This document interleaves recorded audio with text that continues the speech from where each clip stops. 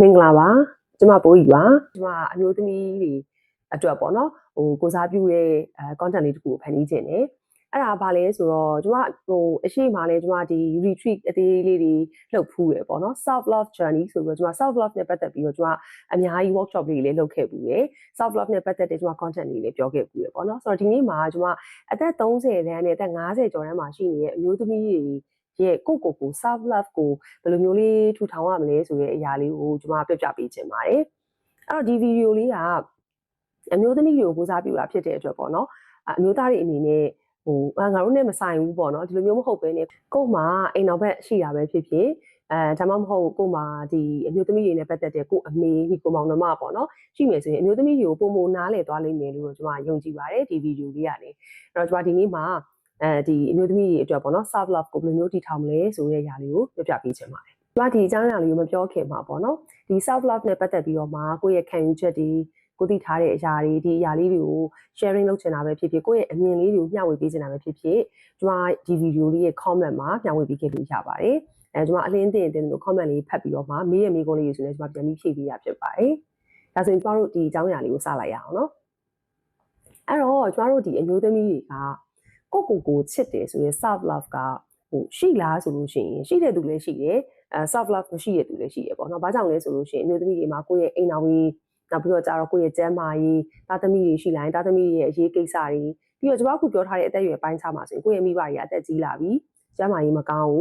းမိဘတွေတက်ကြီးနေတဲ့မိဘတွေကိုပြုစုဆောင်ရှောက်ရတဲ့သူတွေရှိမယ်ဆိုရင်ဒီအဖက်ဖက်ကအားလုံးကကျွန်တော်တို့အတွက်ဖိစီးမှုတွေဖြစ်စေရပေါ့နော်။အဲ့ဒီအတွက်ကြောင့်မို့လို့တခြားသူတွေရဲ့အရေးကိစ္စရှေ့တန်းရောက်လာတာပေါ့နော်ရှေ့တန်းရောက်လာတဲ့အတွက်ကိုယ့်ရဲ့တကူစားဆန္ဒတွေကိုယ့်ရဲ့စိတ်ခံစားချက်တွေ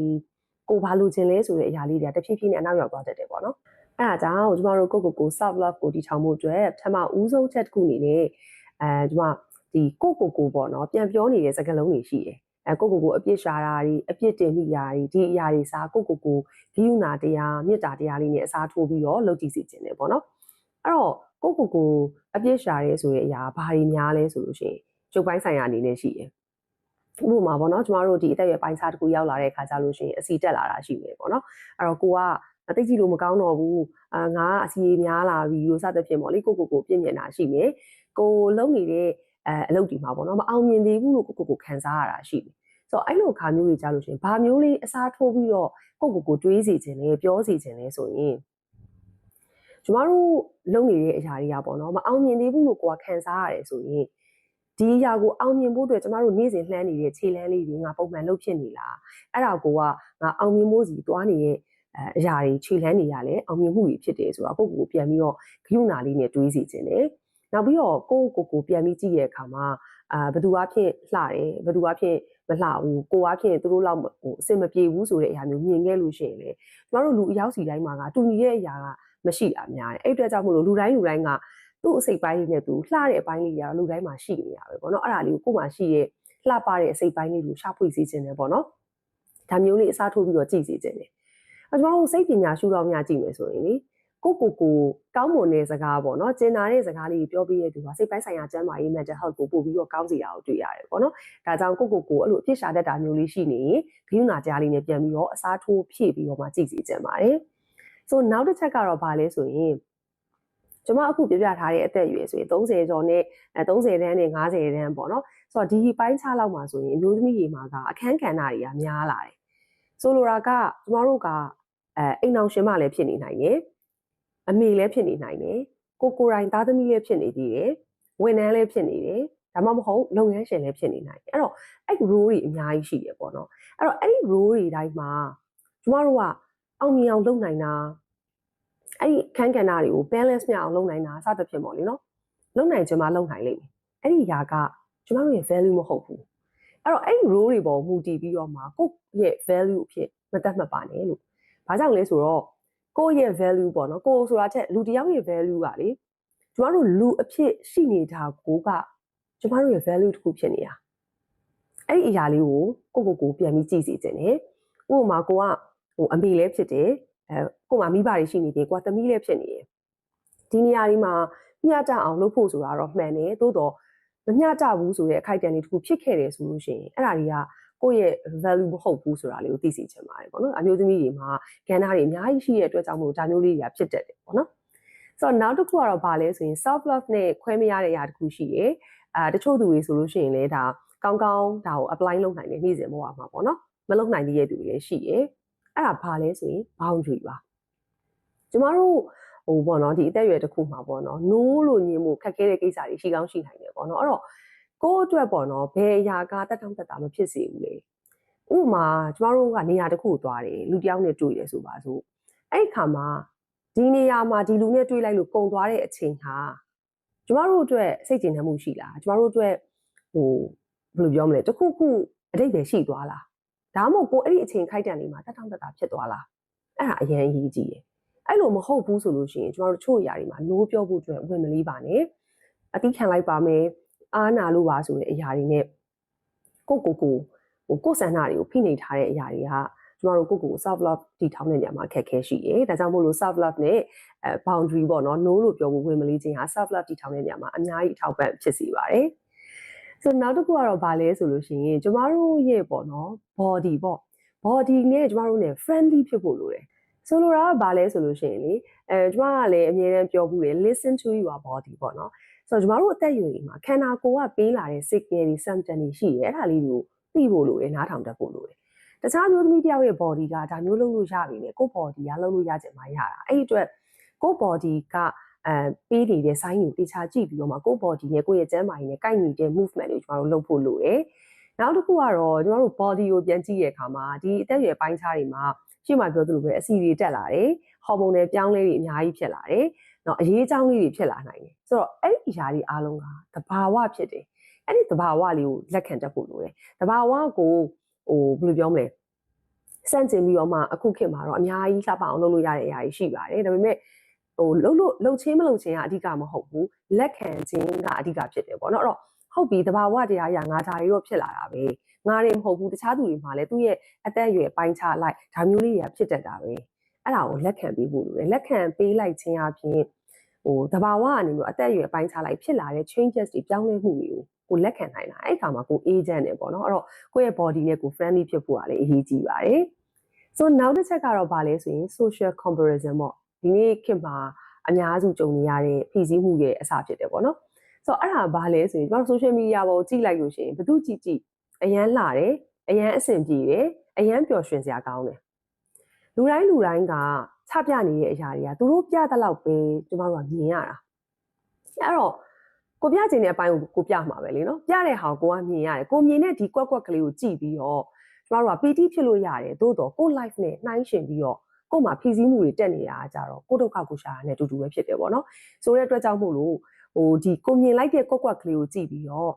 ့သူတို့ဘဝလေးကောင်းလိုက်တာဆိုတဲ့နေရာမှာရက်နိုင်ရင်ကို့အတွက်အရန်ကောင်းတယ်အဲ့လိုမဟုတ်ဘဲနဲ့ကိုမြင်တဲ့ကွက်လေးကိုကြည့်ပြီးတော့ blame တွေလုပ်နေရင်လေဒါကိုယ့်ရဲ့စိတ်အေးချမ်းမှုပျက်စီးအောင်ကိုယ်တိုင်လုပ်တာလည်းတူတူပဲအဲ့အတွက်ကြောင့်မို့လို့ social media ပေါ်မှာမြင်သမျှအားလုံးကိုအကောင်းအမြင်ပေါ့နော်မြင်နိုင်ပြီးတော့သူတို့ဘဝလေး life လေးတွေကောင်းလိုက်တာလို့မြင်နိုင်ပြီးရက်တက်နိုင်ရင်ကိုယ့်ရဲ့စိတ်အေးချမ်းမှုအတွက်ကွက်ကိုဖန်တီးရဖြစ်တယ်အကောင်းဆုံးဖြစ်တယ်အဲ့တော့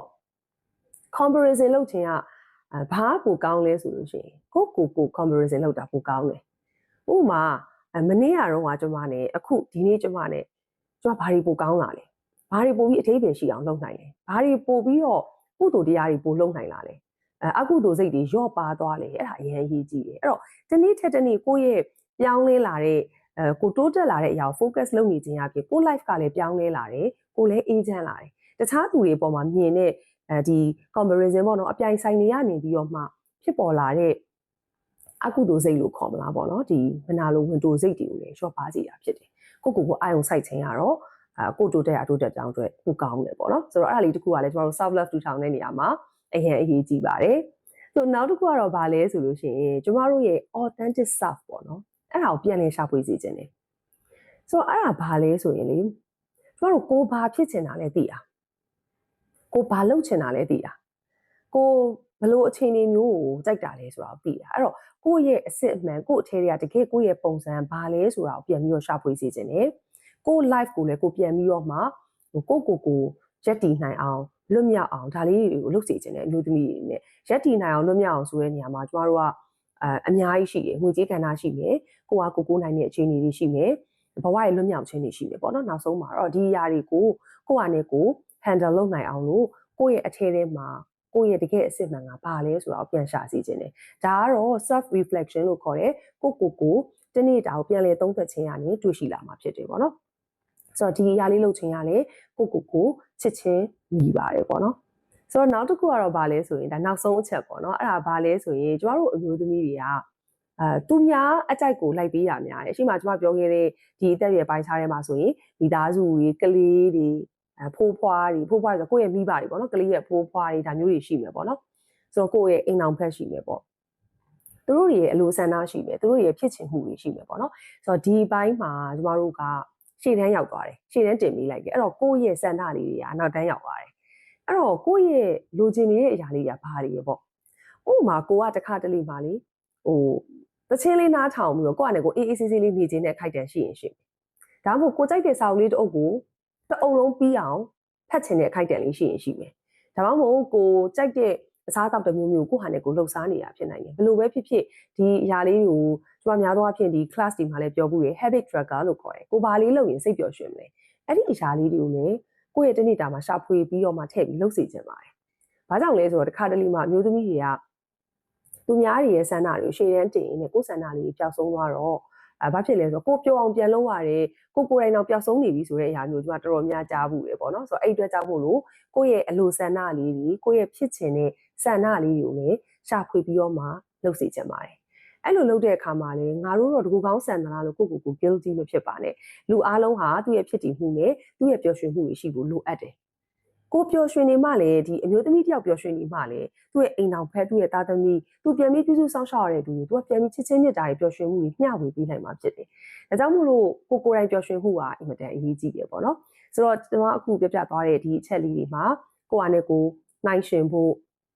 ကိုယ့်ရဲ့ authentic self ကိုပြန်လည်ရှာဖွေဖို့ကိုယ့်ရဲ့အခန်းကဏ္ဍတွေရှိနေအောင်ဒါဟာကိုယ့်ဘဝရဲ့ value မဟုတ်ဘူး value တွေနဲ့ set မလုပ်ဖို့ boundary တွေချမှတ်ဖို့ကိုကြိုက်တာလေးတွေလုပ်ဖို့ကိုယ့်ရဲ့ body ကိုနားထောင်ပြီးတော့ကိုယ် body နဲ့ကို friendly ဖြစ်ဖို့